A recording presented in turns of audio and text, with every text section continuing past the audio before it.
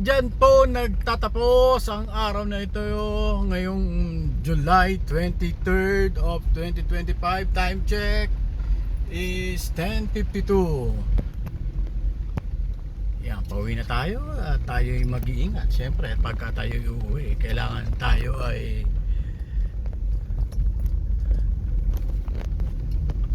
laging attentive sa ating mga ginagawa sa buhay. Maraming salamat, Panginoon, sa ating pang-araw-araw na kalakasan sa ating pagtatrabaho. Oops. Yan. Sana po matapos na po ang bagyo para maganda na ang ating harvest time.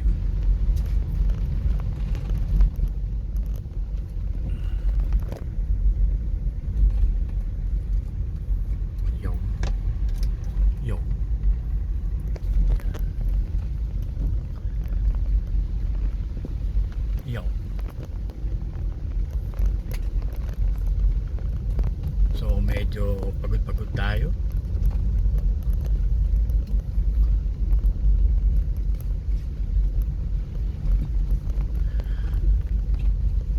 Ano bang topic natin, guys? May topic pa eh. Medyo slow na ang utak natin.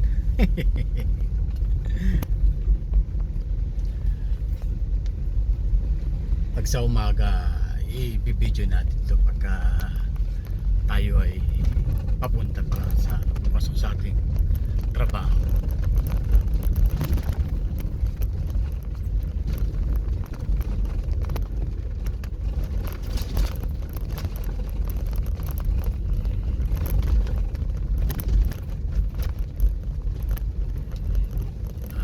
So nakakapagod itong araw na to. Productive naman. May natututunan tayo sa bawat araw na nagdadaan sa ating buhay, na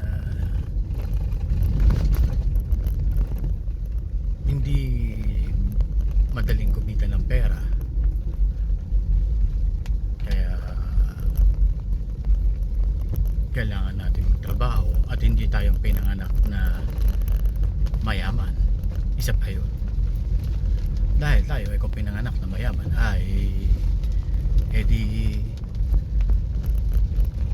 nagnegosyo ka pa rin at nagtatrabaho ka pa rin kung ano man ang iyong negosyo. My gosh, ang daming sanga. Kaya ganoon at pagsumikap dahil tayo ay merong pamilya, tayong mga anak na pinag-aaral. Siyempre, mga pangangailangan natin ng mga anak, kailangan natin ibigay. Minsan, talagang dumarating sa buhay na tayo ay nagkukulang sa budget, tayo yung nagkakanda utang-utang. Mahirap kasi pagka mangungutang yung ipang susugal mo. Yun ang hindi maganda doon.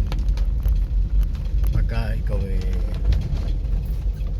tawag dito nangungutang, hindi nga naman masama ang mangutang dahil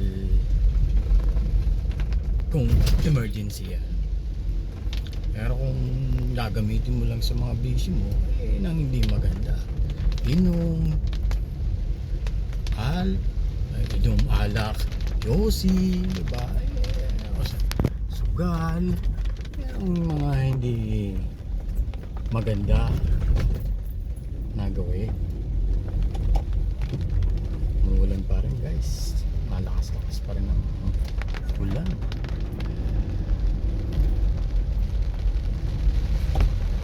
Akala ko wala nang ulan. Kanina hindi ko lang na-video, papasok ako, may mga nagkalat na bato na sa kalsada.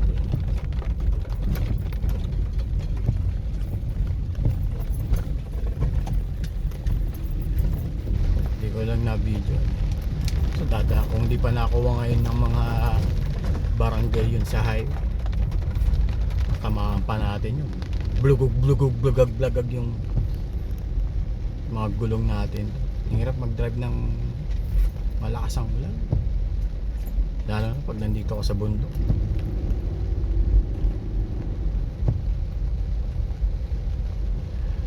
Yun lang. Sarap magtrabaho, lalo na pagka pinaghihirapan mo ang isang bagay. Lahat naman pinaghihirapan, wala naman nakukuha sa madali. Yun lang ng mga natutunan. Kailangan maging wise ka sa mga panggastos mo.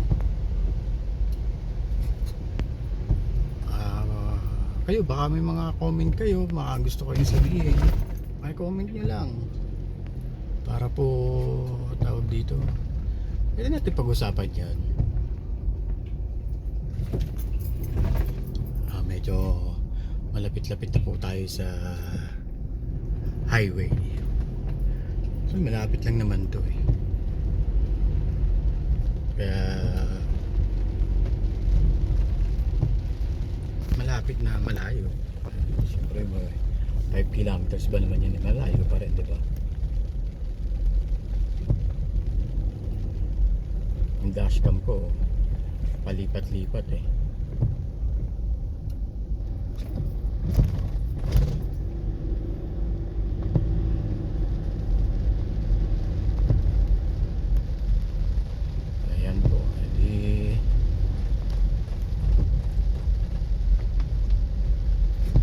Aso ba talaga yan?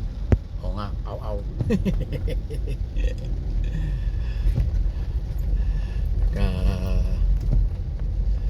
Pagka gusto mo nang mahiga agad,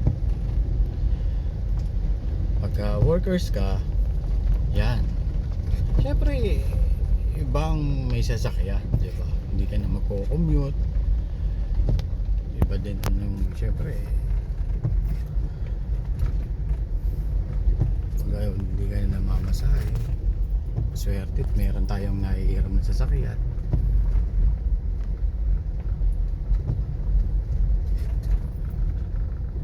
Yun lang naman.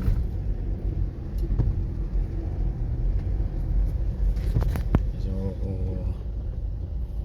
ganun. Kaya pag nakita nyo yung medyo maliwaliwanag na yan, kaya ibig sabihin yan eh, malapit na ako sa Kabiasnan. Yan. Kasi may mga trucks na. Ayan. Medyo mabagal ang takbo natin dahil syempre naulan. Hindi ba natin pwedeng bilisan yan dahil nakita nyo naman yung dinaanan ko at napakasukal, diba? Yung at ako'y malapit na sa highway. So maraming salamat sa inyong panonood. Please like and subscribe kung meron kayong nakatawang panoorin, makakapagbigay sa inyo ng parang may tubig. May dito nga pala yung galon.